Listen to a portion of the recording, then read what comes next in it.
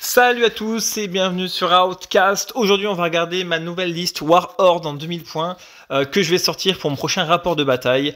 Je vous mets un petit short et une petite vidéo pour vous teaser sur la chaîne contre des Black Templars avec une table magnifique. Et c'est parti du coup pour la liste. Les orques du coup ont été un petit peu nerfés au niveau du tir avec des listes qui prennent quasiment entre 50 et 100 points si on jouait beaucoup de casse-tank, beaucoup de lootas et de shock attack gun. La hausse un petit peu aussi des trucks va mine de rien changer un petit peu la donne. Donc c'est parti, moi je suis parti toujours sur un petit Ghazghkull Traka. Finalement je le garde, il est pas si cher que ça. Et en fait s'il est bien accompagné, et en fait si on arrive à bien l'amener dans les bonnes conditions, il peut faire vraiment beaucoup de dégâts. Donc je vais le mettre dans 6 méga nobs. Alors c'est peut-être un petit peu trop, mais en fait disons que ça, avec son endurance de 6, ça va lui donner vraiment de la survivabilité pour qu'elle puisse distribuer des tonnes de pain avec dégâts 4, ce qui fait qu'en fait il va pouvoir tenir un tour ou 2 tours de plus grâce à son escorte, et mine de rien ça fait la diff. Alors ça coûte un peu cher, c'est un petit peu lent, mais dans ce détachement là, ça peut vraiment faire le café avec le stratagème plus 2 en advance et plus 2 en charge. C'est comme s'il avait un mouvement de 9 en fait, plus l'advance, plus les 2d6 de charge. Donc c'est pas si mal pour un gros ton comme ça. Je garde sur mon Bizarre Boy qui va se balader dans mon escouade de boys, pardon. Donc le Nobs il a son gros qui coupe, parce que comme c'est une escouade qui n'a pas de bonus à la touche, ils vont toujours toucher à 3+, même avec le gros qui coupe. Si on met une pince, ça touche sur du 4, c'est un peu plus compliqué. Donc avec le Bizarre Boy qui tape à force 8, PA-1 dégâts des 3, plus le Nobs qui tape à force 7, PA-1 dégâts 2, ça peut quand même faire quelques petites bagues sur les petites unités légères adverses. Donc c'est toujours une bonne petite unité sticky qui peut se téléporter toute la partie. Je joue du coup un boss de guerre dans 10 nobs, donc avec son squig et avec son qui coupe qui met des blessures dévastatrices. Donc c'est pas pourquoi le gros qui coupe, parce qu'en fait du coup ça lui fait 5 attaques, alors qu'avec la pince il en a 4. Non pas du tout. Le gros qui coupe il a 5 attaques, force 8, pas -1, dégâts 2.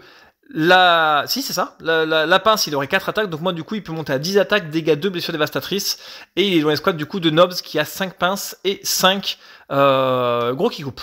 Voilà, toujours pareil, je fais partir les gros qui coupent d'abord, et c'est bien d'avoir un petit peu des attaques, des fois de niveau 8 ça suffit pour déblayer un peu des cordons, des unités plus légères. Quand on fait une double charge par exemple, on met les gros qui coupent sur les unités plus légères qui touchent à 3+, donc à 2+ avec le boss, et les pinces qui touchent à 4+, donc à 3+ avec le boss, sur les unités un peu plus costauds. Voilà, ça permet de pouvoir toper 2 unités adverses facilement.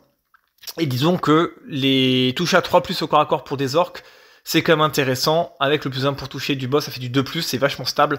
Là où la pince, des fois, on peut se cutter un petit peu, vu qu'on n'a pas trop de relance. Je suis en ce moment en train de peindre du coup mes Boys Alpager et mon dresseur. Donc en fait, le dresseur, toujours très bien, anti-monstre, anti-véhicule, avec, suivez-moi, donc plus d'un mouvement, donc c'est une unité qui bouge à 8. Donc pareil, il bouge à 8 avec le stratagème, plus 2 advance, plus de charge. C'est comme s'il bougeait à 12, plus les 3d6, donc d'advance et de charge, ça peut être très très vite, hein, mine de rien. Donc une petite unité de 10, full relance des touches, de l'anti-véhicule, avec les touches soutenues, ça peut vraiment faire des petites blagues pour 160 points, pour 200 points, c'est vraiment assez intéressant. Les boys sticky, les alpagers qui vont escorter du coup le boss.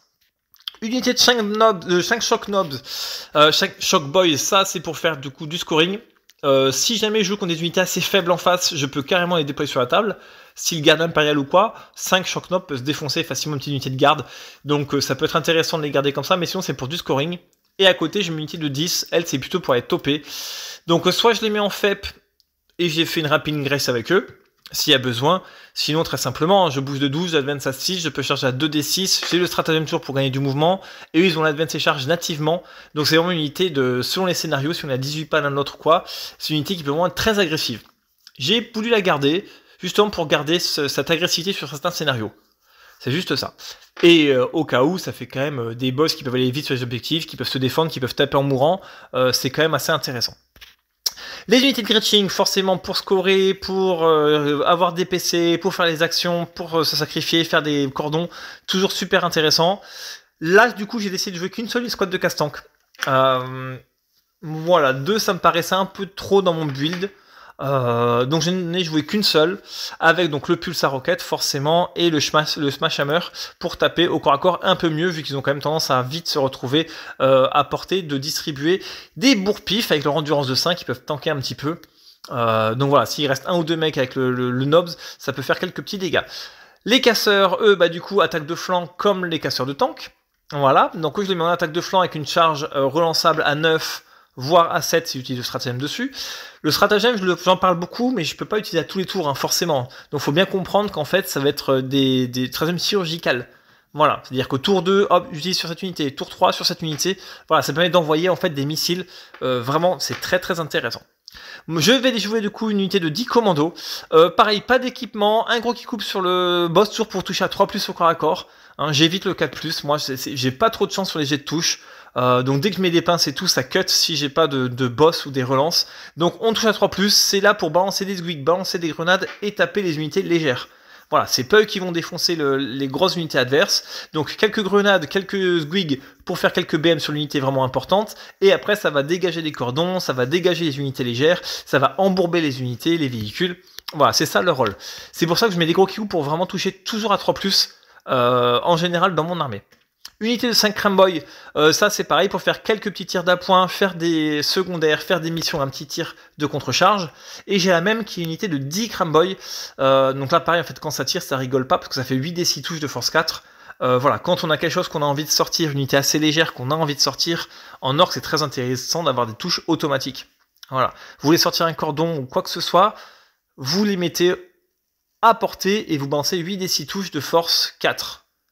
Donc c'est vraiment super intéressant, ça fait pas mal de saturation, vous n'allez pas raser des squads de Marines, mais ça fait de la saturation et ça peut faire des trous justement pour se faufiler dans le dispositif adverse. Et en plus de ça, une fois qu'ils sont placés, tir en état d'alerte pour cramer un petit peu les unités qui voudraient bouger autour. Ça peut vraiment être très intéressant, il faut pas oublier qu'ils sont à force 4, PA-2 au corps à corps, ça passe à force 5, PA-2 au corps à corps avec 3 attaques.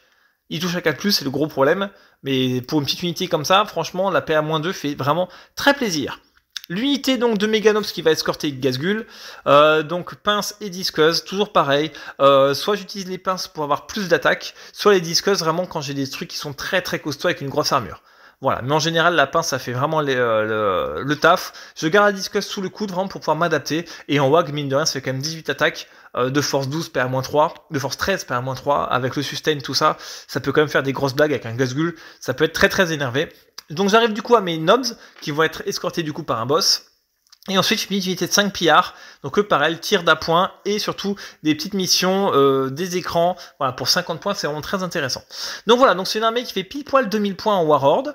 Je vais la jouer du coup contre une armée de Black Templar au prochain rapport de bataille. Et c'est même l'armée que je vais jouer un petit peu, donc notamment à Brignoles. Je vais essayer d'aller jouer à la taverne à Brignoles. Je vais essayer de faire un petit peu des parties. Donc c'est vraiment l'armée pour l'instant que je vais essayer donc pas de try hard parce que c'est vite dit, c'est une petite armée orc, voilà, c'est une armée que j'ai faite en 1 mois et demi, 2 mois, aussi bien la peinture, tout ça, donc voilà. Disons que c'est une armée qui me permet de pouvoir jouer, de maintenir mon style de jeu et de pouvoir voir un petit peu d'autres codex, d'autres joueurs. Voilà, j'essaye un petit peu de partir un petit peu de mon cercle de jeu et de faire jouer du coup des gars chez moi et de partir un petit peu soit en tournoi, soit en dehors de ma zone de confort. Donc c'est pour ça, je vous mets un petit teaser du coup de la prochaine partie contre des Black Templars. Et ça sera tout pour ma liste pour aujourd'hui. Je vous en donnerai de nouvelles, n'hésitez pas à regarder dans la description. La liste est suivie sur Warhammer Forum, hein, je vous mets des petits débriefs à chaque fois. Donc pour ceux qui veulent faire un petit tour, je vous mets les liens en description de cette vidéo. Voilà, c'est tout pour moi pour aujourd'hui. Je retourne à ma peinture parce que je cravache grave. Et je vous dis à bientôt dans un prochain rapport de bataille donc de mes orques contre des Black Templars. Ciao.